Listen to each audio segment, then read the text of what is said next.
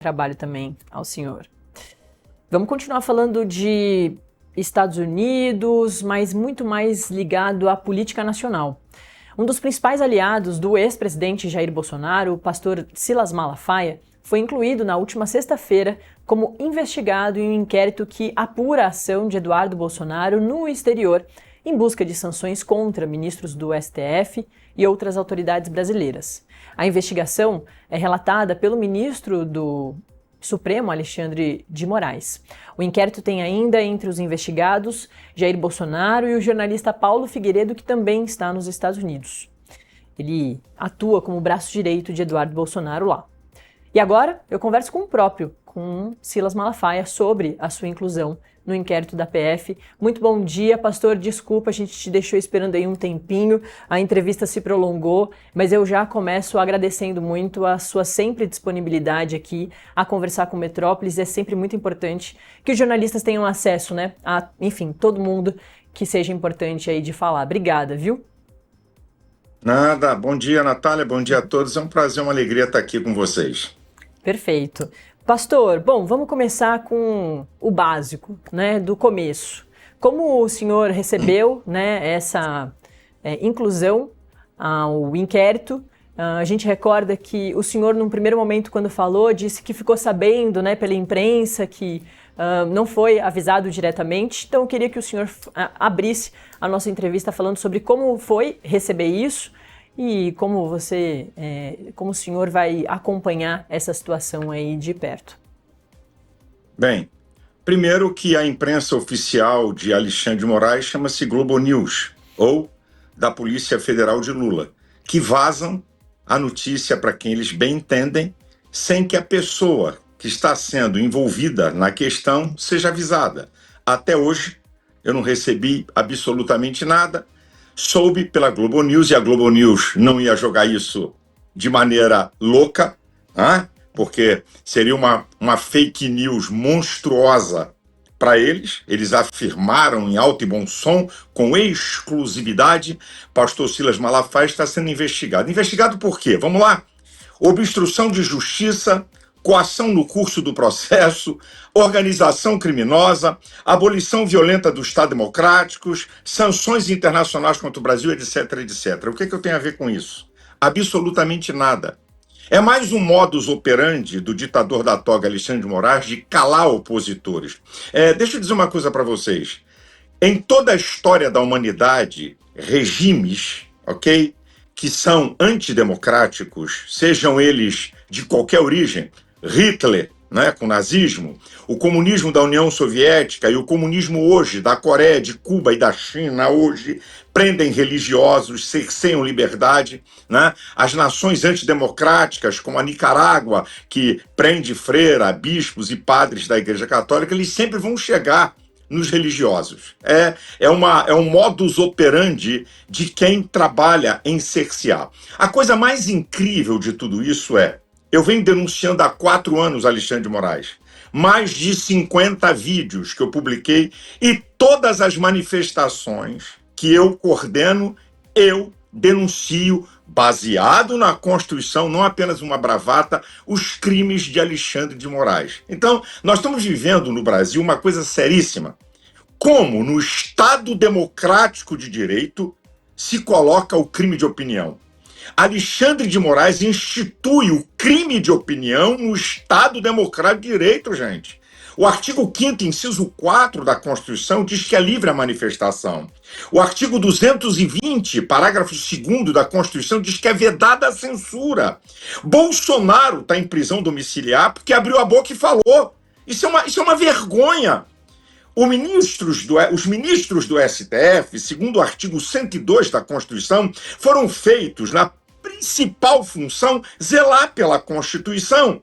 Então, um ministro do STF não pode, a seu bel prazer, rasgar a Constituição e cercear a liberdade de alguém porque ele quer. Lula, na cadeia, condenado, deu 22 entrevistas. Então, isso aí tudo não passa de quê? Como? Eu estou aqui fazendo uma conjectura com vocês. Como eu, tenho coordenado essas manifestações, e a última do dia 3 de agosto, que pensaram que ia ser um fiasco, porque não tinha Bolsonaro, não tinha governadores, e aí me colocaram, o pastor Silas Malafaia coordena as manifestações, e elas foram gigantes em todo o Brasil, então eu estou desconfiado, viu, Natália? É apenas uma desconfiança, porque o que eu falo há 4 anos. Eu não comecei a falar hoje. São 4 anos, estão aí as provas, mais de 50 vídeos. Eu estou desconfiado, sabe? Diz assim, vamos parar esse cara, vamos dar uma trava, só que escolheram o cara errado. Eu não tenho medo de retaliação, eu não tenho medo de perseguição, eu não tenho medo de cadeia, eu não tenho medo de tentativas de intimidação, é o contrário, isso me dá energia para eu ser mais veemente ainda. Então eu estou dando aqui um resumo da ópera, porque eu não sei. Nem meu advogado, nós não sabemos nada. Soubemos através da Globo News, que deu a notícia, e outra. Se fosse mentira, tanto Alexandre de Moraes ou a Polícia Federal já tinham vindo a público dizer, não existe isso, não está sendo investigado. O que é que eu tenho a ver com tudo isso? Absolutamente nada. Pastor, o senhor vem conversando com Eduardo Bolsonaro, conhece um pouco da atuação dele, das reuniões que ele vem fazendo, e também se o senhor conversa com o Paulo Figueiredo? Deixa eu dizer uma coisa para você. Eu converso com muita gente, converso com o Eduardo há muito tempo. Eu sou amigo deles, eu sou amigo da família. Então, trocar informações, falar... Primeiro, eu não falo inglês. Eu não tenho acesso a nenhuma autoridade americana. Eu não tenho acesso. Falar com o Paulo Figueiredo, eu falo com o Paulo Figueiredo há muito tempo. E o que é que isso tem a ver? Eu sou impedido de falar com pessoas? Você está impedido de falar com alguém porque está dentro de um inquérito? Absolutamente não. Agora, eu acho, Natália, que o Alexandre de Moraes deu tiro de bazuca na cabeça. Eu vou te explicar por quê. Para o americano, isso aqui é importante. Você sabe que os Estados Unidos é um país evangélico. A grande base americana é evangélica. Donald Trump está rodeado de evangélicos em várias funções de governo e de pastores e líderes evangélicos. Para o americano, um líder, um pastor, é muito respeitado e não se pode tocar quando se trata de questões políticas. Você pode tocar num pastor por questões criminais. Pastor o quê? Roubou, adulterou, pedofilia. Aí lá não tem refresco. Mas quando se trata de opinião de um religioso, isso é muito sério e grave. E eu já sei, eu conheço pastores. Por exemplo, um pastor que já teve em congresso meu aqui é um dos caras que orou em posse de Donald Trump. É um cara que tem acesso ao presidente americano direto. Então, lideranças de pastores americanos, com certeza, vai chegar ao ouvido do presidente o que estão fazendo comigo. E não acho que foi uma boa, ou foi estratégico, ou foi inteligente querer me colocar ou me investigar num inquérito que eu não tenho nada absolutamente com isso.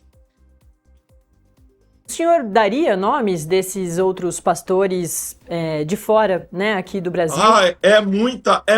Olha, é uma gama de muita gente, sabe, que está no entorno de Donald Trump. É muita gente, é muito comum na América, sabe, os presidentes, sejam democratas, sejam republicanos, pela tradição da nação. Isso aconteceu com Barack Obama, isso aconteceu com Clinton. Tem um pastor para fazer uma oração. Por exemplo, aqui no Brasil, como a Igreja Católica é a maior organização religiosa, então sempre nas histórias políticas tinha lá um bispo, tinha um padre. Na América é um pastor, sabe? Então, pastores americanos são muito fortes em relação a estar junto de autoridades. São muito, muito, muito, muito fortes de influência, de fala. Tanto é que todos os dois lados, sejam democratas ou sejam republicanos, tem sempre pastor em volta, né? O Barack Obama é de origem metodista,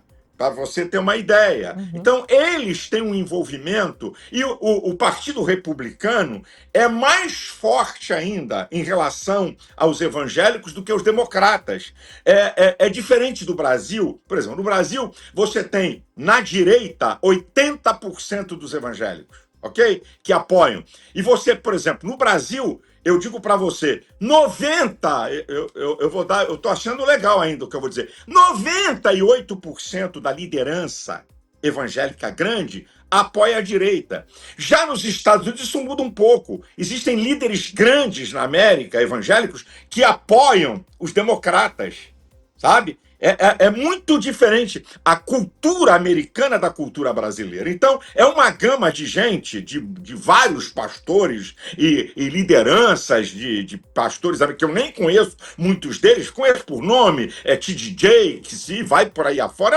É um número muito grande, sabe? De homens e de mulheres, e até pastoras também, de muita força na América, que tem esse acesso. Então, não acho, porque não é concebível, ô Natália, o que é porque eu falo? Ué, e a liberdade de expressão? Eu estou proibido de falar? Eu sou proibido? Onde é que tem na Constituição que você não pode criticar decisões de ministros do STF? Que regime é o nosso? É um regime de exceção? Então eu estou usando a minha liberdade. Eu sou um cidadão, não sou candidato a nada, correto? Não sou político, eu sou um cidadão que sou também um religioso, mas eu sou um cidadão com prerrogativas como qualquer outro, de abrir a boca, de falar, de questionar. E vocês sabem da imprensa, e todo mundo sabe, que existem brasileiros exilados por causa de opinião. Oswaldo Eustáquio, a Espanha deu uma resposta para Alexandre de Moraes, dizendo: o que para vocês aí é crime, aqui é liberdade de expressão. Não tem extradição dele, não. Porque é vergonhoso você ver brasileiros exilados por causa de opinião, gente. Não é porque matou, ou porque quis dar realmente um golpe de Estado, ou porque tinha arma ou bomba. Por opinião. Gente censurada, gente perseguida, é o que nós estamos assistindo no Brasil. O que o senhor quer dizer com essa questão de pastores lá nos Estados Unidos, podem não ser inclusive americanos, mas pastores que atuam nos Estados Unidos, que estão muito próximos do presidente Donald Trump, ficarem sabendo, portanto, dessa sua inclusão ao inquérito de Eduardo Bolsonaro? O que o senhor quer dizer com isso e o que pode acontecer? O que eu quero dizer com isso é que pastores que estão no entorno de Donald Trump são americanos. Não tem pastor estrangeiro no entorno dele. Só americanos. E esses pastores americanos, muitos deles vêm ao Brasil, conhecem o Brasil. Acabei de falar para você, um dos caras mais influentes, Samuel Rodrigues, teve ano passado no congresso meu. Vai estar agora em setembro no congresso do Tiago Brunet, certo? Um cara influencer, grande, poderoso. Então, ele vai estar num grande congresso aqui no Rio de Janeiro para 20 mil pessoas. Eles sabem das coisas, sabem do que estão acontecendo. Então, esses caras, ao chegar para o presidente americano, já que o presidente americano, é bom lembrar que as retaliações contra o Brasil, o que menos tem a ver é com economia. É só ver a carta de Donald Trump. Cerceamento por ordens ilegais de censuras a plataformas americanas. Ninguém pode esquecer o que Alexandre de Moraes fez em relação a plataformas americanas e também em pessoas que têm cidadania americana. Esse é o X do problema. Então, esses pastores chegando lá no ouvido de Donald Trump dizendo: olha, acabou de incluir um dos maiores líderes evangélicos do país. Não sou o maior, mas sou um dos, não tem essa presunção, incluir nesse inquérito. Eu não acho que isso é bom para o Brasil, eu não acho que isso é bom para o STF e para Alexandre de Moraes. Essa que é a questão que eu coloquei. É isso, pastor. Queria chegar exatamente também no Supremo Tribunal Federal brasileiro, que a gente sabe há ministros ligados a religiões, enfim, assim como, por exemplo, o ministro André Mendonça, né, que é pastor, né? O senhor acha que esse possível envolvimento, então, de pastores americanos muito próximos a Donald Trump podem influenciar de alguma forma o voto num futuro, né, num julgamento de Eduardo Bolsonaro em relação a esse inquérito, num voto a favor de Eduardo Bolsonaro e, claro, a favor de pessoas que estão ali ligadas ao inquérito, como o próprio senhor? Você está falando em relação aos ministros do STF? Por enquanto, Natália, o que nós estamos vendo até aqui até aqui, que o STF está trabalhando de forma corporativa. Nós sabemos que existem ministros no Supremo Tribunal Federal que são contra, e não estou falando de André Mendonça, que são contra essa atuação kamikaze de Alexandre de Moraes, mas estão calados. Como diz o outro, estão vendo a banda acontecer, a banda tocar. E eu acredito que vai chegar uma hora, é o que eu acredito, vai chegar uma hora que essa pressão vai estar tão grande que eles vão ter que se pronunciar e vão ter que abrir a boca.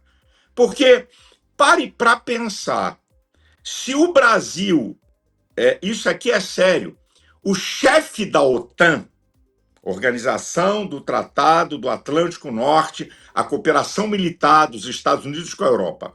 Todo mundo sabe que os americanos e europeus têm rixa, todos nós sabemos disso. Mas quando se trata de direitos humanos e liberdade dos povos, eles jogam juntos. O chefe da OTAN já fez uma declaração há uns 20 dias atrás. A Europa vai entrar também com sanções contra o Brasil. Então, para pensar. Bolsonaro vai ter o julgamento aí em setembro. O que vai ficar comprovado, se eles condenarem Bolsonaro à cadeia, vai ficar comprovado que o que o Donald Trump tem falado é a verdade. Então a coisa vai ser muito pior do que se pensa. Agora, eu tenho uma coisa comigo, é minha visão. Minha visão do que eu vou te falar. O brasileiro é um povo pacífico, graças a Deus por isso, em sua essência. Agora, tem uma diferença de pacífico para passivo, ok? Passividade é uma coisa muito perigosa. Ser pacífico, top. Então, o povo é o supremo poder. Segundo a Constituição, o poder emana do povo. Na hora, e eu espero que não aconteça, eu não sou daquele quanto pior, melhor. Eu não vibro com nenhuma sanção, nem contra Alexandre de Moraes, nem contra ninguém. Eu não tenho. Opa, legal, vamos arrebentar esse cara. Não. A minha discussão é no campo de ideias e não no campo de maldade contra pessoas. Mas eu estou fazendo aqui uma conjectura. Vamos lá. Esses caras vão julgar e prender Bolsonaro. Vão condená-lo. O que pode vir sobre o Brasil? Aí vai chegar, ainda não chegou. Porque o povo brasileiro só se movimenta na hora que chegar no bolso dele. Na hora que a coisa apertar, aí se movimenta. E quando um povo se levanta, não tem Senado, não tem Câmara de Deputados, não tem Executivo, não tem Judiciário. Todos se dobram, porque o povo é soberano. Então, falar do que pode acontecer, eu vou me antecipar. Eu só posso olhar o panorama e dizer: a coisa não vai ser fácil para o Brasil, na minha opinião, e eu gostaria que o nosso país... Gente, para pensar, há poucos anos atrás, ninguém tinha medo de falar. Hoje as pessoas estão com medo de falar. Que democracia é essa que as pessoas têm medo de falar? E outra, você não pode antecipar o que alguém pode ou não falar. Você pode julgar depois que a pessoa fala. E segundo as leis brasileiras, tem crime de injúria, calúnia e difamação para quem ultrapassar o seu limite de liberdade de expressão. Então, essa conversa fiada, nenhuma democracia precisa de patronos ou censores. Essa conversa de patronos e censores da democracia é conversa de ditador, para impor o que ele quer, para se antecipar e dizer para você, você pode falar isso ou não. Não existe isso na democracia. Então, o que eu vejo é o seguinte: se essas apostas se dobrarem, vai chegar uma hora que o Supremo Tribunal Federal vai ter que se pronunciar, vai ter que se manifestar, porque pode chegar a uma situação insustentável. Essa é uma visão minha desse caminhar de coisas que estamos assistindo no Brasil. O senhor falaria os nomes desses ministros que, já que não se trata de André Mendonça, seriam quais? Nunes Marques, que foi indicado pelo ex-presidente Jair Bolsonaro, Luiz Fux, que vem apresentando divergências em relação à primeira turma. Querida, vamos lá. Quem é que abre a boca para falar em defesa de Alexandre de Moraes? Vamos ao contrário. Gilmar Mendes, Flávio Dino. E agora, diminuiu a fala o presidente da corte, Barroso. 3. São 11. São 11. 3 que vêm a público e falam e abrem a boca. E os outros 8? Por que todo mundo não vem falar? Por que todo mundo não vem se posicionar? E agora, o presidente da corte está com todo o cuidado sobre o que vai falar. Já não tem tanta veemência. Mas sempre foram isso aqui. É Flávio Dino, é Gilmar Mendes ou o presidente da corte. Os outros não falam. E outra, minha gente, por favor, como o julgamento... Vamos lá, eu acho que nem eles acreditam no que estão fazendo. Porque se acreditassem que houve uma tentativa de golpe, tinha que ser julgado pelo plenário, pelos 11. Por que na turma? Para que haja velocidade. 14 vezes mais rápido esse inquérito do que a Lava Jato. A velocidade. Porque 5 é mais rápido. Então, isso é uma vergonha. Nós estamos assistindo que eu acho que nem eles acreditam. Como uma tentativa de golpe de Estado não é decidido pelo plenário. Quando Lula foi condenado em todas as instâncias por unanimidade, a discussão se iam prender ou não Lula, que chegou no STF, foi decidido pelo plenário. O plenário do STF concordou que Lula era culpado e ele foi para a cadeia. Não foi por turma. Foi o plenário. Como um julgamento de algo que eles dizem que pode ter acontecido é julgado numa turma? Pelo amor de Deus. Quer dar testar de idiota a quem? A mim não vai dar. Então, a coisa é feia. Cadê os outros ministros? Se são a favor, abre a boca. Só simplesmente isso. Já que são ministros iguais. Tem a toga igual. E a gente sabe, eu não vou aqui dar nome, eu não sou criança, mas a gente sabe que existe uma dissensão lá entre eles e que ainda não veio para fora. Mas a coisa vai esquentar e vai chegar a hora disso. Na minha opinião, posso eu estar errado.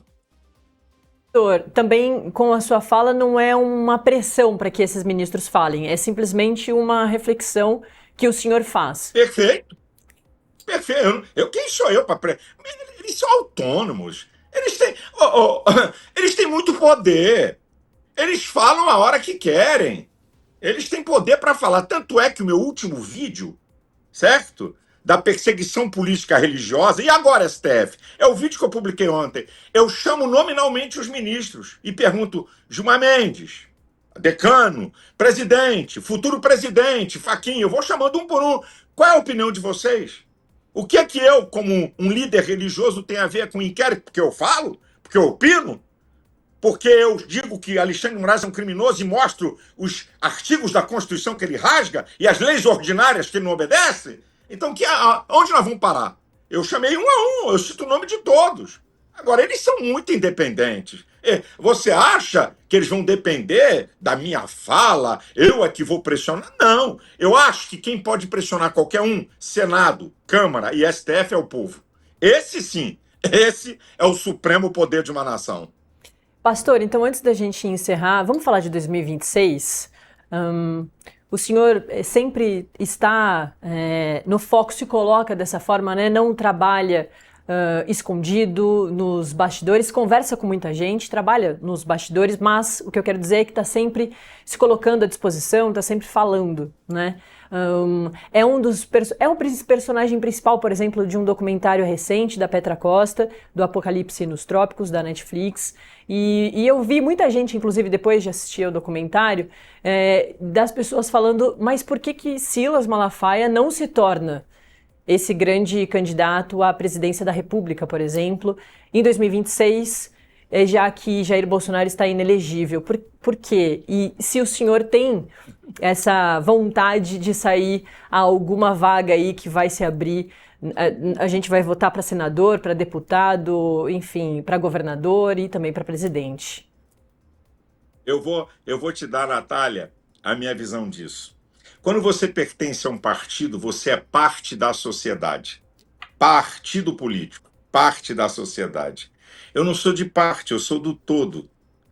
eu sou muito mais forte exercendo influência do que sendo político. Porque se eu fosse político, eu pertencia a um partido. Eu brinco quando o pessoal me pergunta, Malafaia, você não tem desejo de ser candidato a presidente? Aí eu brinco com o pessoal e digo assim, bem, Deus tinha que mandar 3 anjos parrudão, lá da primeira instância do divino, e não mandar de uma vez só não. Chegar um anjo, assim, pessoalmente, vai dizer assim, ó, Jeová mandou dizer que você vai ser o candidato a presidente. Depois de uns dias vinha um outro anjo, Miguel, Gabriel, os anjos de maior poder da esfera celestial, dizer, ó, tem mais uma.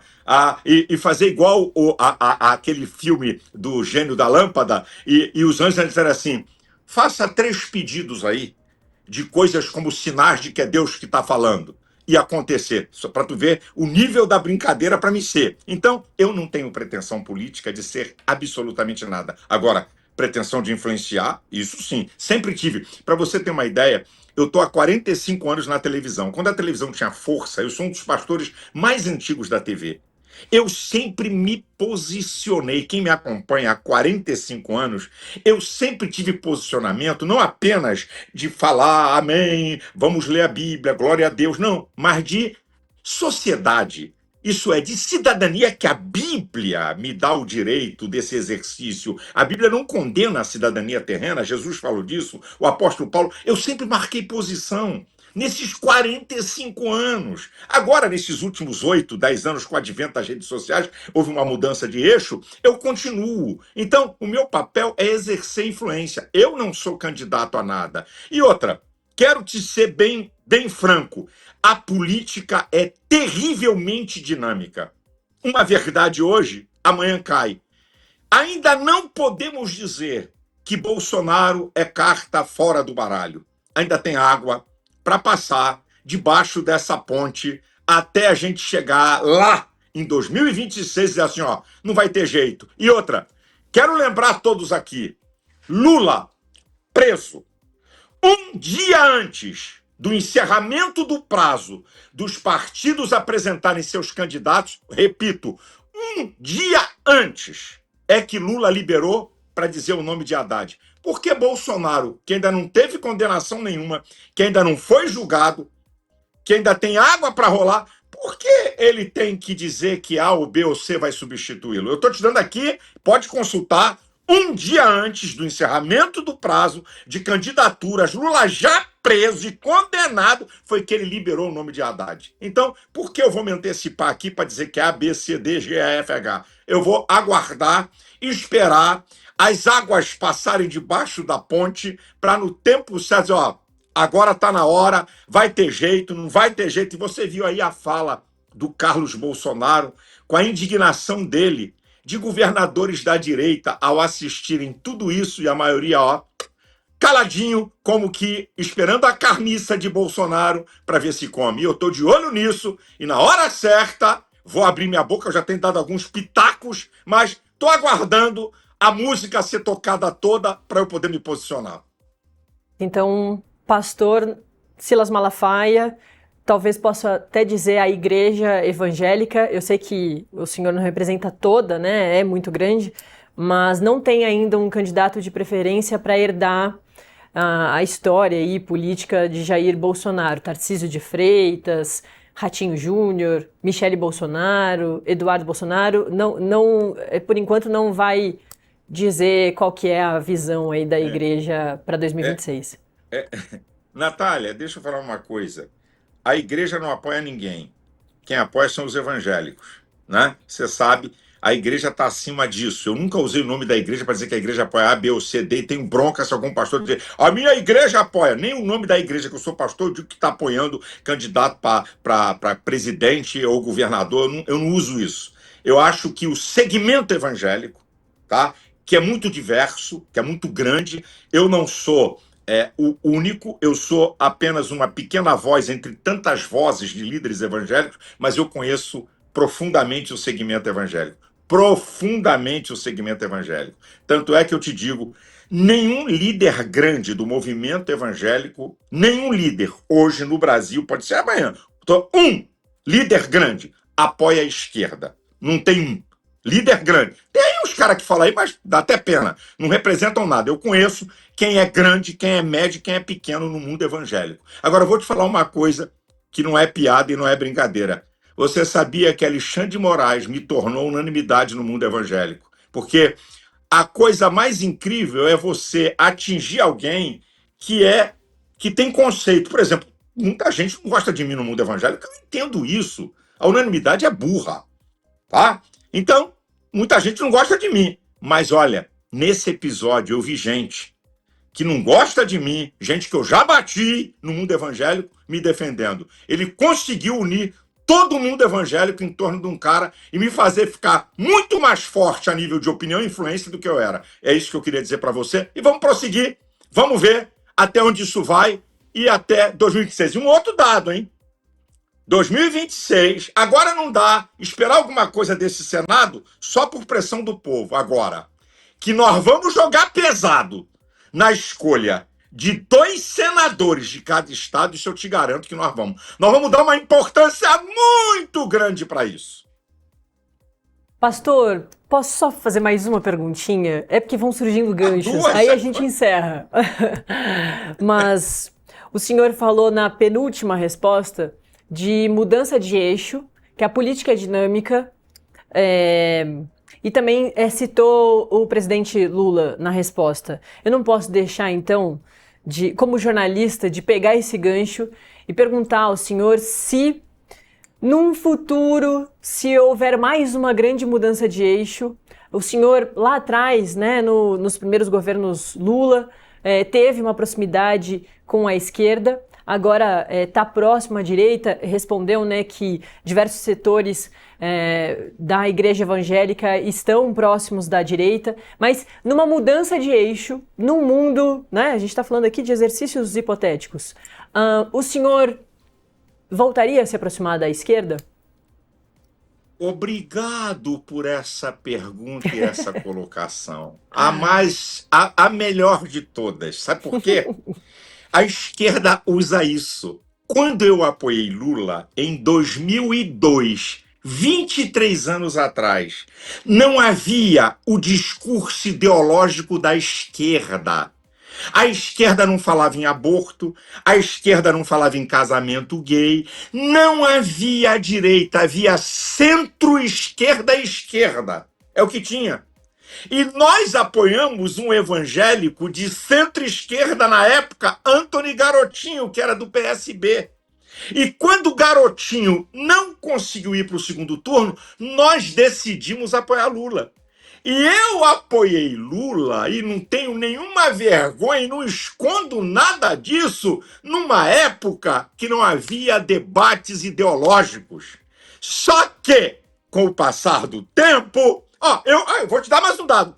Eu fui parte do Conselho de Desenvolvimento Econômico e Social da Presidência da República no governo Lula, eu era um representante evangélico. E quando eu vi a diferença entre o que discursa para fora e as ações no Congresso, eu pedi para sair. Ninguém me botou para fora. Eu disse, ei, tem uma diferença aqui. Uma coisa é o discurso e outra coisa é a ação no Congresso Nacional. E aí eu comecei os embates com eles. E durante tudo isso, para pensar. Lula, depois vem o quê? Nós temos quem? Depois de Lula, nós temos Serra. Nós temos Alckmin, centro-esquerda. Nós temos Aécio, centro-esquerda. Nós nunca tivemos um candidato de direita, Garotinho, centro-esquerda, no mundo evangélico. Então, o primeiro cara de direita que aparece realmente com chance, Bolsonaro. Então, por que jamais voltarei a apoiar? Porque a esquerda manifestou sua ideologia. Lula, em junho do ano passado, não, de 2023, como presidente, disse em alto e bom som no Foro de São Paulo aquilo que historicamente combatemos: família, costumes e pátria, coisas inegociáveis para os evangélicos e para a nossa base de fé. Impossível. Isso aqui é muito importante. Malafaia já apoiou Lula e agora... Peraí, gente, não faça isso não. Tem 23 anos, essas pessoas, talvez era guri que jogava bola de gude ou que estava na barriga da mãe. está por fora de como era a política no Brasil. Eu apoiei Leonel Brizola antes de Lula, porque não tinha opção. E Leonel Brizola era contra a imagem de ditadura, por isso que eu apoiei. Essa que é a verdade, gente. Eu não estou sendo incoerente com nada. Ah, então o pastor Malafaia agora mudou de lado porque viu que Bolsonaro ia ganhar. Não, quando eu apoiei Bolsonaro, não havia chance ainda dele ganhar a eleição. Eu sou amigo de Bolsonaro, fiz casamento dele com Michele, converso com ele desde os embates de 2006 nas audiências públicas, fazia dobradinha com ele. Então, eu estou dando essa satisfação. Muito obrigado pela pergunta. Não existe possibilidade de lideranças evangélicas apoiarem alguém da esquerda porque já botaram as unhas de fora e manifestaram o que eles acreditam e são contra nossos valores. Perfeito. A gente ouviu as palavras do pastor Silas Malafaia. Pastor, o nosso chat aqui no canal no YouTube tá bombando.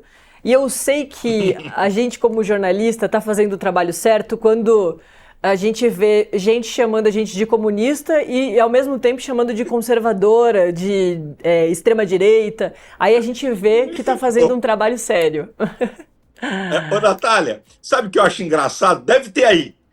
Se você observar, quem me ataca, não ataca por ideologia, por preconceito. Pastor ladrão, corrupto, tem que estar na cadeia. Bandido, quer dizer, não é o debate ideológico, é como fazem com vocês, comunista, certo? Conservador, é só, não tem o argumento de te contraditar no campo das ideias. Eu fico rindo, eu fico vendo nas minhas redes sociais, quem entra para me criticar, não me critica, é puro preconceito religioso, não é discussão ideológica. Vem cá discutir com o titio aqui, vem falar aqui comigo sobre questões ideológicas, eu não uso a Bíblia, não. Meu pai me ensinou a ler jornal quando eu tinha 10 anos de idade. Eu tenho 66. Há 56 anos que eu conheço a história do Brasil. Meu pai era um cara muito inteligente e preparado e me ensinou a ler jornal. Eu acompanho isso há 56 anos. Então, essa é a maneira covarde de narrativas e rótulos contra jornalistas ou contra pastores, ainda mais pastor, pelo preconceito que existe ainda na sociedade religiosa, de que não quer o debate. Pode ver aí se aí embaixo não tem um monte de gente falando cala a boca, pastor ladrão, vai cuidar da igreja. Ah, por quê? Porque não tem debate ideológico. E eu fico dando gargalhada e vamos embora para frente. E eu quero dizer mais uma vez, Natália, eu vibro, quero te ser honesto, eu sempre sonhei com uma imprensa independente. O que é a imprensa independente? Tem gente a favor da esquerda, tem gente a favor da direita e gente neutra. Por isso que o Metrópole está deitando, rolando no acesso, porque mantém uma imprensa apartidária. Aqui tem gente para defender a esquerda, tem aí no Metrópole, aqui tem gente para defender a direita, tem aqui, e aqui tem gente só para dar notícia. Por isso que vocês estão em primeiro lugar nos acessos. O que está faltando na grande imprensa, que tem lado, porque é comprado pela grana de governo. E quando uma imprensa é comprada pela grana de governo, ela passa a ter lado. Parabéns ao Metrópolis.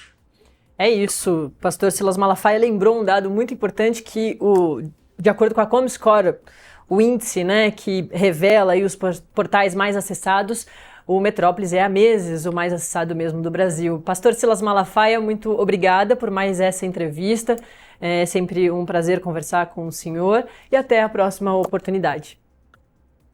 Com certeza está à tua disposição. Um abraço, Deus abençoe a todos. Quem critica, quem fala mal, quem me calunia, quem me difama, quem bate palma, quem gosta, quem não gosta. E continue, Natália, continue exercendo essa função primordial. Não existe Estado democrático de direito sem imprensa livre. A imprensa livre é fundamento do Estado democrático de direito, tanto quanto a opinião das pessoas. Um abraço a todos. Tchau, pastor. Bom, a gente deve encontrar o pastor